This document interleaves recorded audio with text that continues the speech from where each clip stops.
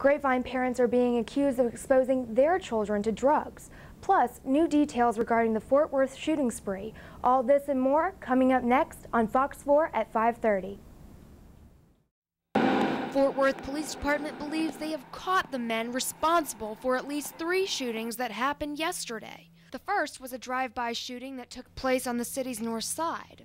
No one was injured after the suspects fired multiple rounds into the house. Shortly after, the suspects attempted to rob a Lowe's employee, and later that day they struck again, shooting and robbing a beer truck driver at this Buy and Save. This victim remains in extremely critical condition at JPS Hospital, and he and his family are in our prayers as we continue this complex investigation. Police have linked these 3 robberies to another shooting that happened on June 24th.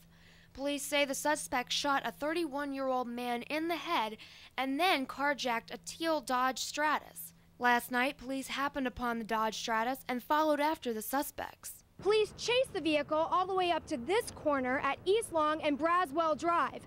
It was then that the driver took the turn at a high rate of speed. The driver then lost control of the vehicle, smashing into this parked semi-truck. He went up into the grass and hit the fence. The police have also connected the suspects to the murder of a 61-year-old woman nearly 30 miles away in Johnson County. I can tell you that one of them has been in our custody before, so he probably has some ties to Johnson County.